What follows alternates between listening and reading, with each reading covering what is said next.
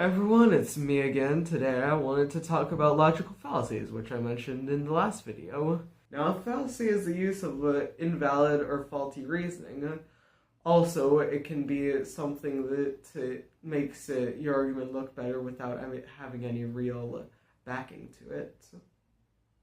There are more specific fallacies other than the ones I will describe, and you can probably find them on the internet. However, I would like to keep this video short. So, in this video, I will describe 10 logical fallacies and why they are wrong.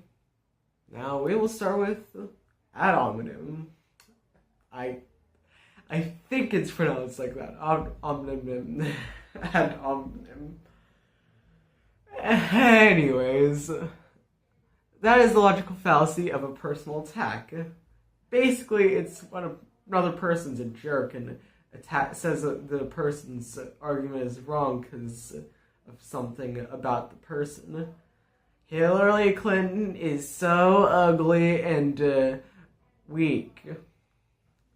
Yeah, that's a logical fallacy. You don't just kind of mean. You don't be mean to people to win an argument. That's just wrong. The next fallacy is what I like to call anti-vax articles, also known as an appeal to authority. That's the fallacy of saying that what you're saying is true because someone else said so. This is wrong if you aren't providing any other argument to back that up. I mean, there's no real proof in there. You're just saying that it's correct because someone else said it's also correct. The third logical fallacy is the straw man fallacy, which is that when you set up your opponent's position in an over-exaggerated, easy-to-knock-down way. This is an issue because while anticipating your opponent's argument is helpful to having a good debate, that doesn't mean that you should do this, and it's misleading and doesn't really help your side of the debate, or at least it shouldn't. The fourth is the appeal to ignorance, which is saying that because we cannot prove something is true, like God or magic, that means it must be true. Which is... Hopefully I don't have to say why this is wrong, because it's just... I really hope anyone watching this is smart enough to realize why that's wrong.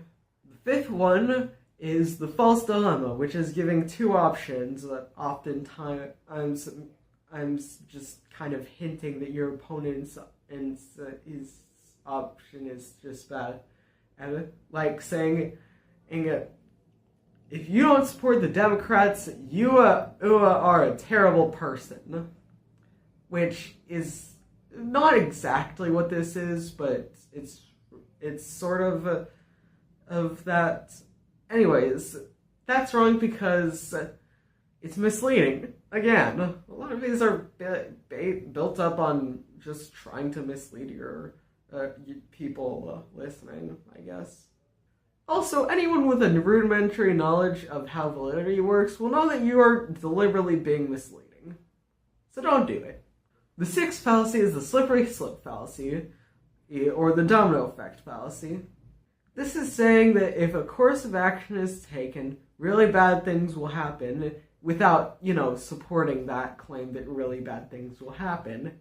Like, if you don't take me to the party, I'll lose all my friends and I'll be rejected from all my jobs and I'll be homeless. Teenagers. Wait, shit. Again, misleading, and being misleading is hurtful as you're not giving any real proof to your argument and you're not furthering your point. But you still are making your point look more attractive. Basically, you're not providing any real answers. That's the real issue. The seventh fallacy is the circular argument, which is rewording your argument to make it sound like it's proof.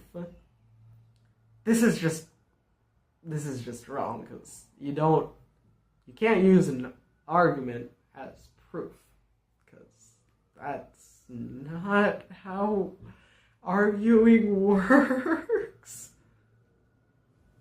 The eighth fallacy is alphabet soup, or what I like to call smug a-hole, which is basically where you say a bunch of words that you know people won't understand and use that as proof. The epilexilax of a body creates a hormone called EAP1, and that causes that can cause an imbalance in Diclac X3. This can be easily solved by our product that has a large supply of anthraminoplasty that can cure this. Yeah, this is just pretentious and terrible.